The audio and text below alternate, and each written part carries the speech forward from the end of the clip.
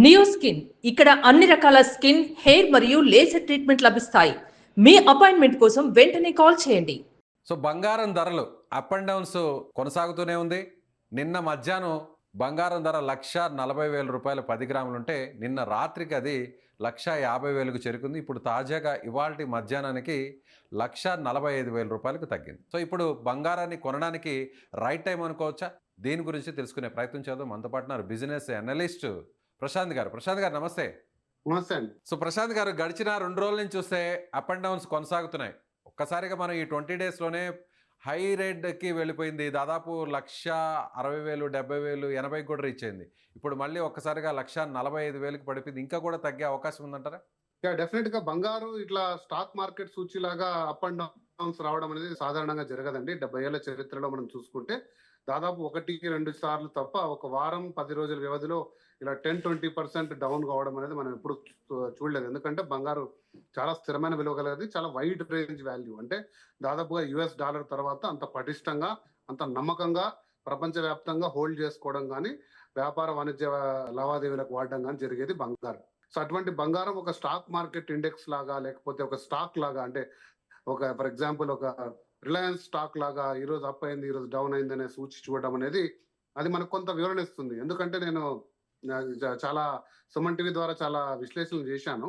So బంగారం అనేది ప్రధానంగా ఒక ఇన్సూరెన్స్ అసెట్ గా ఉండేది. అంటే గత తరాలుగా 2-3 వేల సంవత్సరాలుగా ఒక 40, 60, 70 ఏళ్ళ మన ఇండియా చరిత్రలో కూడా బంగారాన్ని ఎప్పుడు కూడా ఒక ఆభరణంగా వాడుకొని ఒక అసెట్ గా, అంటే మనకి ఏదైనా ఆపడల్లో కాపాడే ఒక వస్తువుగా ఇంట్లో దాచుకునే బంగారు ఈ రోజు ఒక ఫైనాన్షియల్ ఇన్స్ట్రుమెంట్ లాగా అయిపోయింది. అంటే మన దగ్గర ₹1,00,000 ఉన్నాయి, లేదు క్రెడిట్ కార్డులో ₹1,00,000 స్వైప్ చేసి బంగారు కొందాం, మళ్ళీ రేపు 1,50,000 అవుతుందంట అనే పరిస్థితికి దాదాపు 2005 తీసుకొచ్చింది. ఎందుకంటే 75% రిటర్న్ ఇచ్చింది. ఏ స్టాక్ మార్కెట్ లో కూడా మీరు నిఫ్టీ తీసుకున్నా, సెన్సెక్స్ తీసుకున్నా దాదాపు 15% నుంచి 25% రిటర్న్స్ వస్తే చాలా గ్రేట్ అనుకునే రోజుల్లో బంగారు 75%, సిల్వర్ 150% రిటర్న్ రావడంతో అమాంతంగా 2026లో ప్రతి చిన్న రీటైలర్ దగ్గర నుంచి ఫైనాన్షియల్ ఇన్స్టిట్యూషన్స్ కానీ, ఇన్స్టిట్యూషనల్ ఇన్వెస్టర్స్ కానీ, దేశాలు, సెంట్రల్ బ్యాంకులు అందరూ కూడా బంగారం వైపు చూసే విధంగా జరిగింది.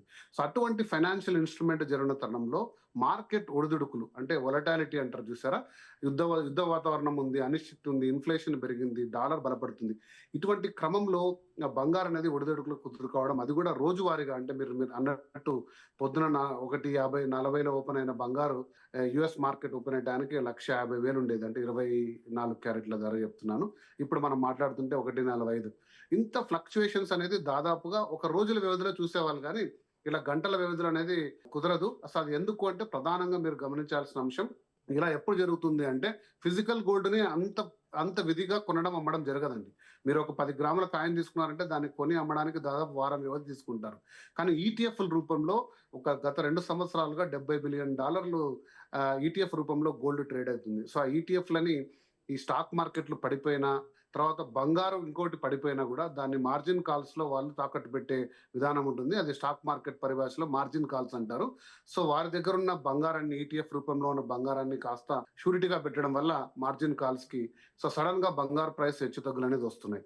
బట్ ఒక టార్గెట్ ప్రైస్ అనుకోండి 135 లేదా 140 టార్గెట్ ప్రైస్ వస్తే మళ్ళీ ఇన్వెస్టర్స్ వచ్చి దాన్ని కొనడం జరుగుతుంది.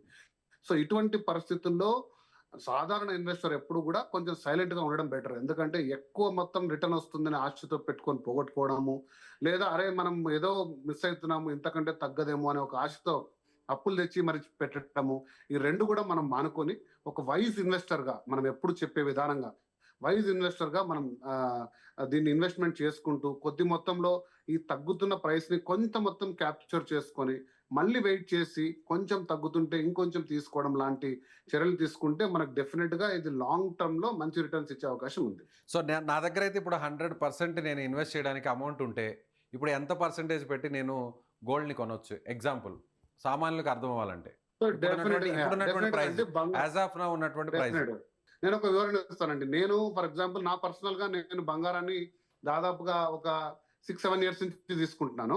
సో నేను ఒక 1 year గా మీకు చెప్తాను. అంటే 2024లో అండ్ 2025 బిగినింగ్ లో నుంచి ఇప్పటి వరకు నేను దాదాపుగా 80,000 నుంచి 1,70,000 వరకు పెరిగిన ప్రైస్ 1,75,000 కూడా తీసుకున్నాను. కానీ నా యావరేజ్ ప్రైస్ ఈ రోజు నేను తీసుకున్న బంగారు యావరేజ్ ప్రైస్ 1,19,000. అంటే నేను ఏ రోజు కూడా ఈ రోజు తీసుకున్న ప్రైస్ కి నాకు డెఫినెట్ గా ఇంత తక్కిన వాతావరణంలో కూడా I have 20% benefit in 1 year. Market లో మనం ఒక 5 టైమ్స్ ఎంటర్ అయితే అంటే 20% మీరు తీసుకొని మరి ఒక వారం వెయిట్ చేసి ఇంకొంచెం తగ్గితే ఇంకొక 10% తీసుకున్నా కూడా మీకు ఇబ్బంది ఏం లేదండి.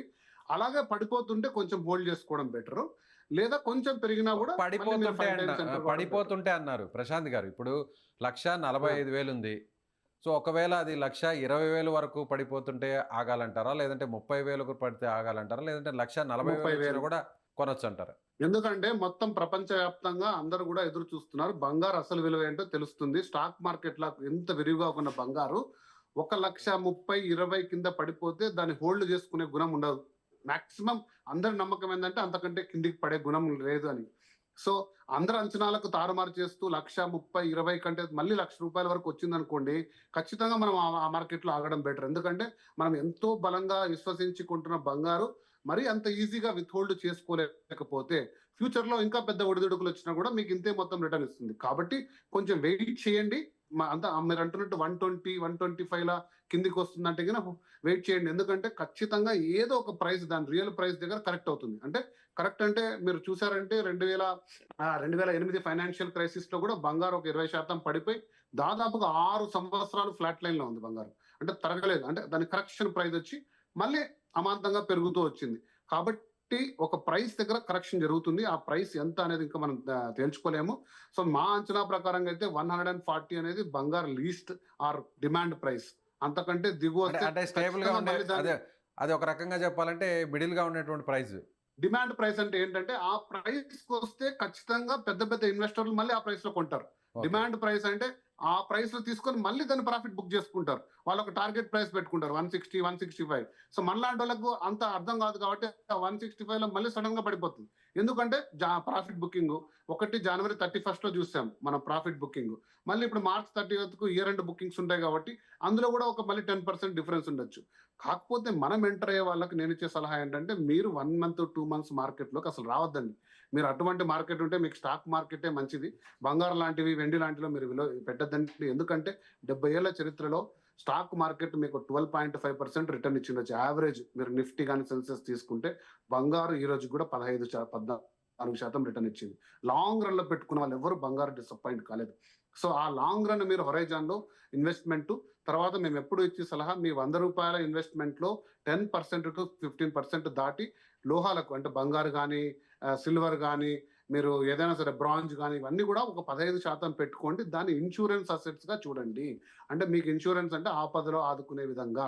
అంతేగాని గ్రోత్ అసెట్‌గా పెట్టి ఒక రోజున పెట్టి మరుసటి నెల అమ్మేయడం లాంటి mutual funds, chit funds, stock market, real estate పెట్టుబడులతో సమానంగా దీన్ని చూడొద్దండి అంటూ మేము ఎప్పుడు కూడా వివరిస్తుంటాం. రైట్ అండి. Thank you sir. Thank you so much Prashant గారు. సో ఇది market thank analyst you. Prashant గారు చెప్తున్నట్టుగా ఇదైతే సరైనటువంటి కొనాల్సినటువంటి సమయం 1,40,000, 1,45,000 ఉన్నప్పుడు కూడా ఇది డిమాండ్ ప్రైస్ కాబట్టి ఎవరైనా కూడా బంగారు ఆభరణాలు కొనాలన్నా లేదంటే కొద్దిపాట్లో ఇన్వెస్ట్ చేయాలన్నా కూడా ఇది రైట్ టైం అని ఆయన చెప్తున్నారు. మీరేమనుకుంటున్నారు? మీ అభిప్రాయాన్ని కామెంట్ చేయండి. Thank you.